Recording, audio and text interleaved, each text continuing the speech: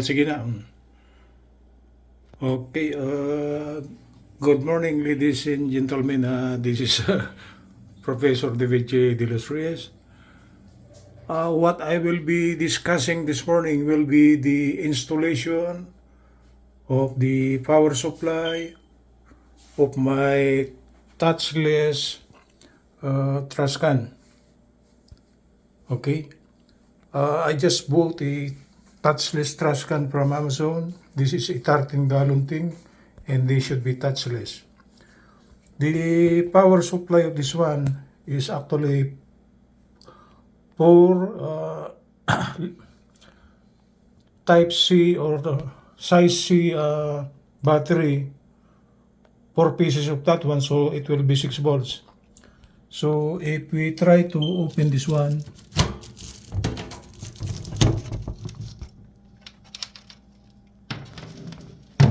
we try to open it, this is the location of the 2-volt battery. This is the another location of the 2-volt battery. They are all connected in series.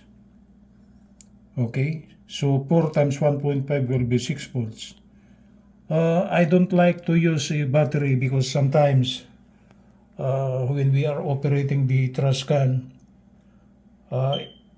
if the battery is solo already, it will not try to operate. So I make it a point that since I know how to install a voltage regulator, I'll be replacing the power supply of this one by using a 6-volt voltage regulator.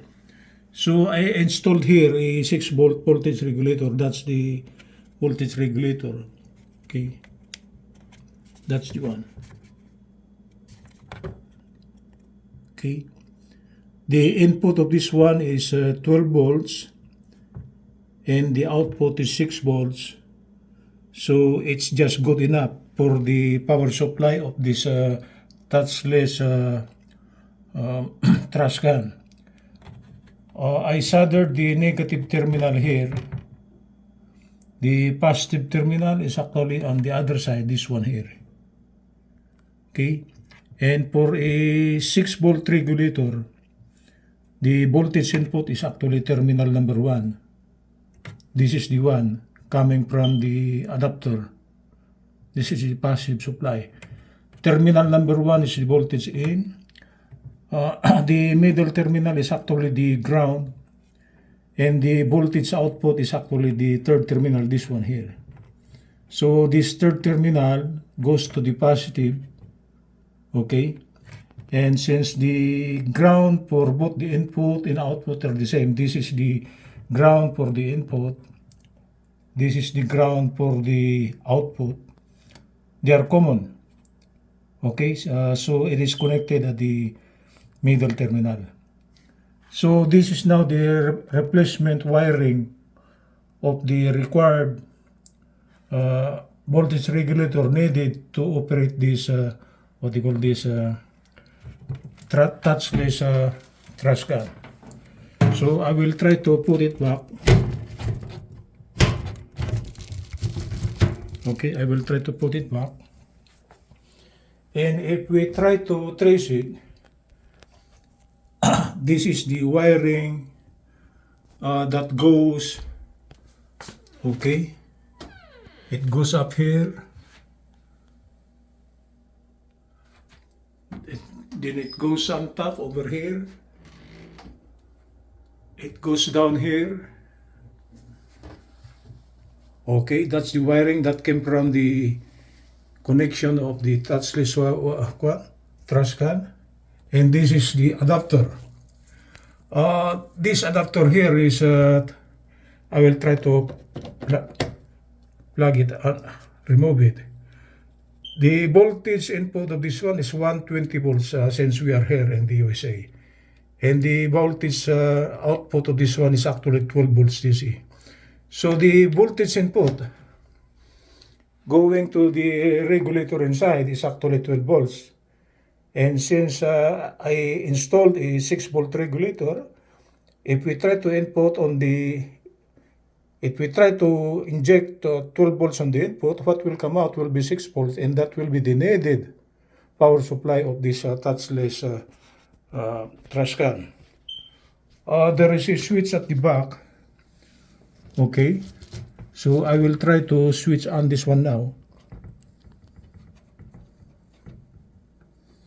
Okay, the trash can is switched on now, meaning it is now powered by the adapter. Okay, and so with the 6 volt regulator, because we connect the 6 volt regulator to the adapter, right? So I don't need any more battery. So if we try to operate this touchless trash can over here, you just put your hand 7 inches atop of the sensors here.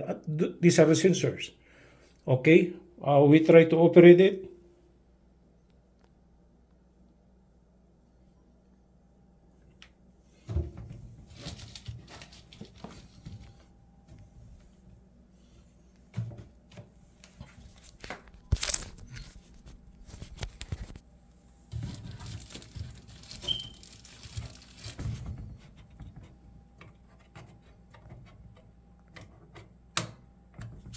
Okay, I think I interchange the switching.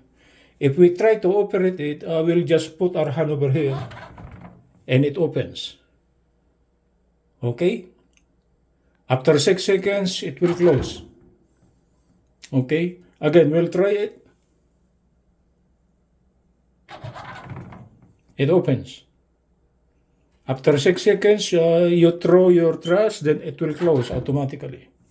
Oh, that's the complete operation of this trash can here by using a 6 volt regulator. Okay, so I will repeat it. This trash can is powered by a 6 volt regulator now, and the wiring goes back the back here. Okay, that's the connection of the wiring. It goes up. Okay, it goes to the side and top there, then it goes down here, then it goes to the adapter. So the power supply of the touchless trash can is this 12 volt adapter, and which the output of this one is connected to a 6 volt regulator inside. Okay, so I don't need anymore a poor 1.5 volt battery to operate this one.